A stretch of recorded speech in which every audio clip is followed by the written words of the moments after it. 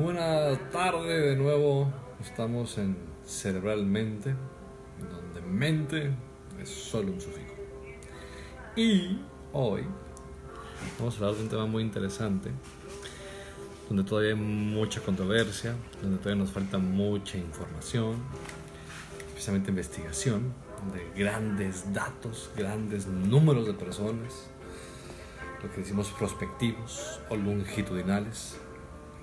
Y los estudios longitudinales justamente lo que queremos es llevar a las personas que estamos estudiando por mucho tiempo, irlas evaluando y ver cómo van evolucionando y cómo van cambiando, tomando en cuenta todas las variables posibles, que es justamente lo que vamos a intentar hablar hoy, de variables que están inmiscuidas de una u otra manera en la creación de procesos que no son los más adecuados y que pueden como tal generar manifestaciones de movimiento, de percepción, de comportamiento, de regulación emocional, de cuestiones cognitivas, de sueño, de todo lo que el cerebro de una u otra manera controla directamente y después indirectamente cuestiones inmunológicas y hormonales, que básicamente es lo que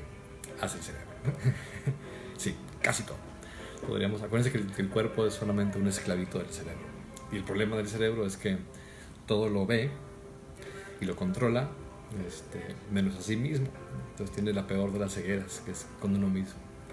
Sin embargo, siempre hemos dicho, desde que hemos podido hablar como especie, que una de las cosas más importantes, o la más importante según los griegos, el nocere ipse, el conocerse, el conocimiento. El noce ipse es conocerse a sí mismo. Entonces, conocerse a sí mismo comenzamos con el cerebro. El cerebro nos permite ser todo lo que somos. Y hoy vamos a hablar de especialmente la relación de nuestro universo interno, que comienza al unirse dos informaciones genéticas a medias. Tenemos dos informaciones genéticas a medias, dos genomas a la mitad, y se unen para formar un solo individuo, una sola persona, aunque persona es un término un poco legal, entonces digamos un solo ser, y en este caso pues, estamos hablando del ser humano. Entonces desde esas primeras horas donde se empieza a generar este proceso de intercambio genético, de esta unión genética, para poder hacer lo que somos cada uno de nosotros, ya hay un ambiente. Entonces el proceso genético y ese proceso interno que viene desde los genes especialmente, y después el universo externo a nosotros, este medio ambiente, siempre están en relación y siempre tienen una íntima comunicación. Sin embargo, en los últimos años hemos aprendido que hay algunas cosas que tienen mucho más fuerza, tanto alguna variable genética como variables ambientales. Es decir, ya hemos aprendido que hay cierta información que ya traemos por dentro que puede ser definitoria, y no nos gusta eso, no nos gusta pensar que estamos definidos o que estamos pues ya el juicio está hecho desde que antes que podamos decidir, pero la realidad es que para empezar todos somos seres físicos, operan ciertas reglas dentro de nosotros, y ese proceso determinado quiere decir de cierta manera, lo estamos siempre, empezando por la gravedad. Entonces estamos determinados por la gravedad. No podemos hacer nada al respecto por nuestra ahorita, ¿no? Así como todas las fuerzas magnéticas y eléctricas y todas las cuatro fuerzas del universo operan en nosotros, y nos determinan en gran parte. Entonces a alguna gente no le gusta esto, se siente bien, para el cerebro se siente bonito el ver todo lo que existe y decir, podemos nosotros inferir absolutamente en esto. Y sí podemos inferir, pero nunca absolutamente. Entonces hoy vamos a estar escuchando el disco de Imagine para darle tributo a John Lennon, que si no mal recuerdo creo que su nacimiento fue ayer o antier. Entonces voy a adentrarme en el tema, especialmente basados en una publicación que se dio hace unos meses, De hecho ya casi un año, de unos tipos de la Universidad de Chicago y de Washington, especialmente, no sé si hay otra universidad por ahí, pero son Washington y Chicago especialmente, en donde se hizo uno de los estudios más grandes que existen, o posiblemente el más grande, que tenemos, que yo tengo conocimiento de, cerca de 130,000 familias con cerca de 500,000 sujetos. Entonces, esto es importante porque en medicina las más grandes revoluciones que hemos logrado, que han sido gracias a los cardiólogos, oncólogos y básicamente médicos internistas, especialmente que se enfocan en sistemas metabólicos, son los que han hecho que revolucione la medicina en los últimos 70 años. En gran parte por prevención, es decir, nos hemos dado cuenta que las manifestaciones de las enfermedades, en gran parte de ellas, las que son crónicas y degenerativas, cuando ya nos dan manifestaciones, es que el circuito, todo el sistema, ya se rompió todo un proceso de equilibrio o de alostasis, que es justamente un proceso de compensación hacia una pérdida del equilibrio, pero que todavía mantiene cierto equilibrio. Y que finalmente cuando nos dan esas manifestaciones ya llegamos muy tarde. Entonces hemos aprendido esto especialmente en la parte cardiovascular, en la parte metabólica y en la parte oncológica de cánceres. Y por eso hemos avanzado muchísimo. Eso después de la primera revolución, hace ya más de 150 años, en cuestión de matar bichos, los antibióticos. Entonces, eso fue la primera revolución. La segunda revolución fue hace apenas 70 años. Y lo que queremos es una tercera revolución con el cerebro. Y hacer lo mismo que hemos hecho, pero con el cerebro. Entonces, lo primero es justamente empezar a distinguir cuáles son los factores de riesgo, cuáles son esas variables que pueden estar involucradas en la causa, en la generación de un proceso patológico, de un proceso enfermizo, de un proceso que va a tener como resultado más pérdidas que ganancias. No solamente para el individuo, pero también no solamente para el alrededor. Y esto es sumamente importante, especialmente ahorita tomando en cuenta las noticias de hace un par de días de esta pareja de personas que secuestraban y mataban mujeres y que lo hacían de manera consistente, lo que llamamos serial. Y es simpático porque cada vez que surgen este tipo de casos, que para empezar hay que recalcar que son muy raros, de hecho mucho más raros de lo que podrían ser. De hecho, lo sorpresivo es que no sea más común esto, afortunadamente, pero eso es lo sorpresivo, por lo menos para la gente que nos dedicamos a la parte biológica, en cómo operamos. Habiendo tantas herramientas, es sorpresivo que no nos hagamos más daño. Y es bueno, eso nos deja claro que hay ciertas reglas, justamente tanto en la biología como en todo el universo no biológico, que permiten que no nos destruyamos tan fácil y rápidamente. Pero todo esto es evidentemente una desgracia,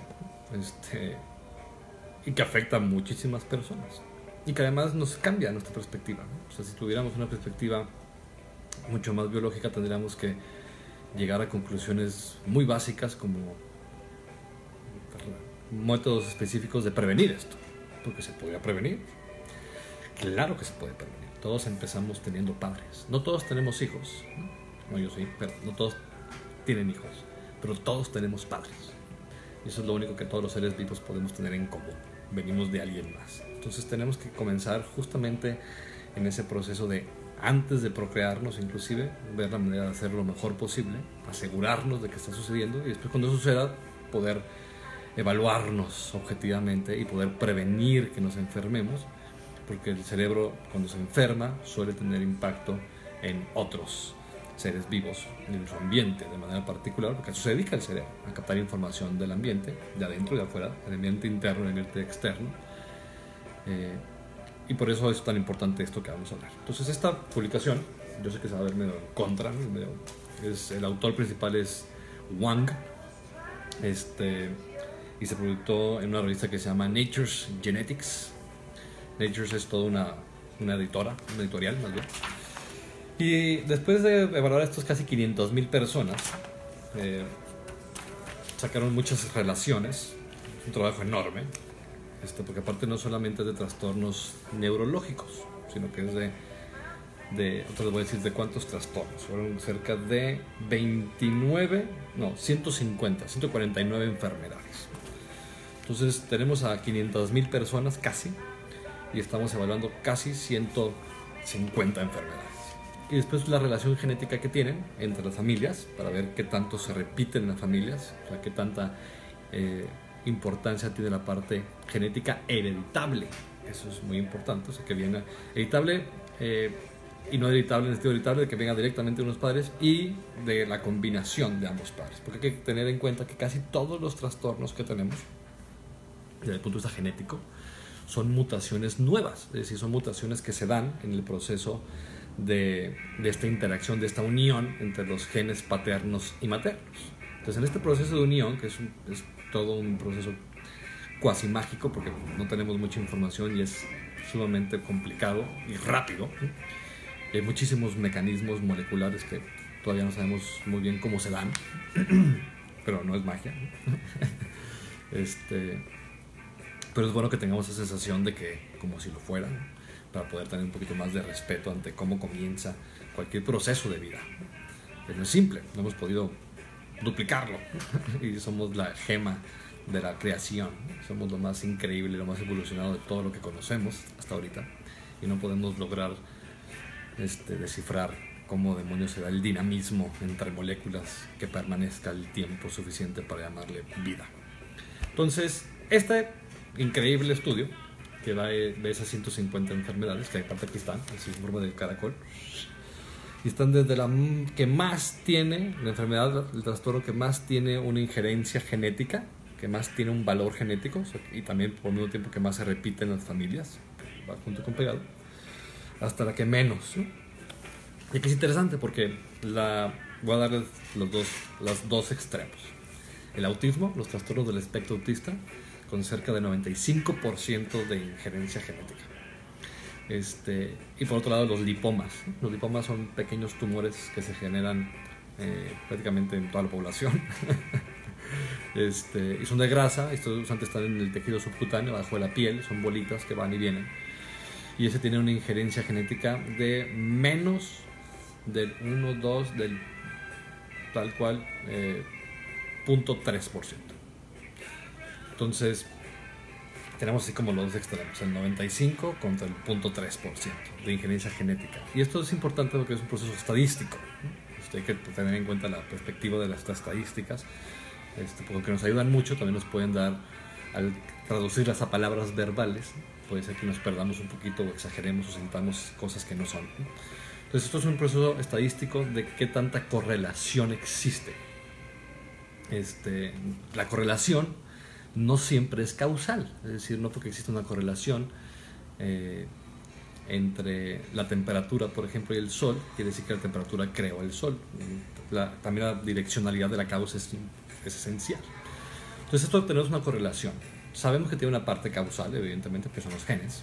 Obviamente sabemos que todo se desprende de algún proceso genético que produce proteínas, que a su vez produce una bola de procesos y que crea estructura y función.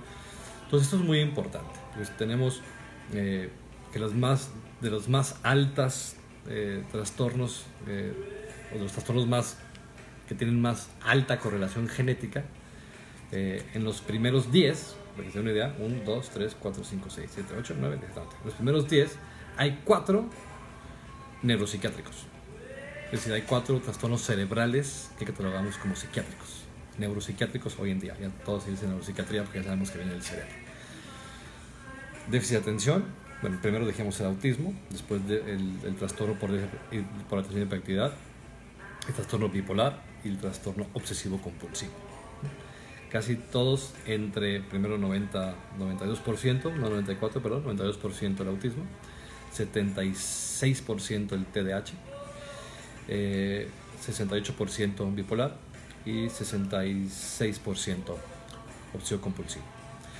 En esos 10, 4, el 40% son cerebrales. Bueno, son neuropsiquiátricos, porque cerebrales hay otro más, o neurológicos, hay uno más. Hay uno, está en glaucoma, que está con el 69%, aneurismas, increíblemente, por ejemplo, un ingrediente genético, y lupus. Y de hecho hemos encontrado justamente estas correlaciones genéticas entre trastornos. Entre trastornos me refiero a entre diferentes trastornos de diferentes sistemas. El sistema nervioso, con el sistema, por ejemplo, inmune, tiene mucho más correlación el sistema inmune con el sistema nervioso que con cualquier otro sistema y por lo tanto por cualquier otro trastorno de ese sistema. Y eso es muy importante porque nos empieza a dar mucha información básica de cómo podemos intentar mejorar esto. Desgraciadamente, justamente la inmunología, que tiene mucho que ver con oncología, pero no exactamente lo mismo, y la parte de trastornos del sistema nervioso son de las que menos tenemos eficacia. Y claramente están unidos desde el punto de vista genético. Y eso hace mucho sentido también porque sabemos que tenemos cerca de 30.000 genes, y de esos 30.000 genes, cerca de la mitad de los genes están involucrados o en el sistema nervioso o inmunológico. Y son dos sistemas que nos permiten tener información del exterior, una a través de nuestros sentidos, que son estas ramas del cerebro hacia afuera, y la otra de manera química y molecular y celular a ciertos bichos, ¿no? Que es el sistema inmunológico, tóxicos y demás, para poder defendernos. Entonces son dos sistemas sumamente importantes en cuestión de defensa, captación de información y defensa. Entonces, esto es como de entrada, ¿no? O sea, eso es nada más como para darles una probadita para hacia dónde vamos, y que cada vez van a haber más investigación con estos números de cientos de miles de personas, y que nos permitirán tener un concepto mucho más adecuado de quiénes somos, y saber que en gran parte estamos determinados. No totalmente, nada es total, nada es absoluto, excepto que la muerte, que todos empezamos y terminamos. Pero nos permite también tener una perspectiva mucho más adecuada y poder ayudarnos mejor, y no solamente estarnos juzgando y matando, que es lo como reaccionamos, y es en general relativamente adecuado y nos ha permitido seguir vivos y evolucionar. Y ahora necesitamos encontrar otras maneras, justamente, más que de destruir lo que está mal, que es lo que solamente hacemos, es prevenir a que suceda, poder detectar desde antes un proceso patológico que está sucediendo en alguien, empezando con nosotros mismos, desde el nacimiento hasta la muerte. Entonces, con esto quiero dejar claro dos cosas. Una, los genes, el universo interno y el universo externo están en constante comunicación. Hay todo un nuevo campo que le llamamos epigenética, que son esos pequeños cambios que hacen los genes, y lo hacen en parte en relación con el exterior, evidentemente, con lo que comes, con lo que captas, con lo que entra a tu cuerpo de una u otra manera, no importa si entra de manera sonora o fótica o mecánica o química o por un bicho. Los virus, por ejemplo, son grandes ayudas. O sea, vivimos con muchísimos bichos dentro de nuestro cuerpo, tenemos una buena simbiosis a diferentes niveles que nos permiten estar sanos y que nos permiten evolucionar, de hecho. Entonces, sin los virus no seríamos humanos, no podríamos haber llegado a este punto de evolución. Entonces, hay que tener en cuenta que hay cosas que tenemos que ir conociendo sobre el medio ambiente, y hemos hablado aquí muchísimas veces de qué sí hacer y qué no hacer, ¿no? Los pilares de la salud, como el buen dormir, la buena dieta, el buen movimiento físico, el buen ejercicio, y el tener esa actividad en todos los sentidos, actividad social y actividad profesional, o sea, cosas que te gusten, ¿no? Y básicamente saber que no somos tan libres como nos gusta decirlo y como se siente bien decir que somos muy libres, y que más bien tendríamos que estar mucho más enfocados en aprender las reglas que nos regulan, justamente para poder tener un poquito más de poder sobre esa pequeña libertad y procesos en los que realmente podemos hacer algo. Entonces terminé un poquito más rápido, más lento de lo que quería. Vamos por 20 minutos, así que nos vemos aquí la siguiente semana. Que tengan salud y placer.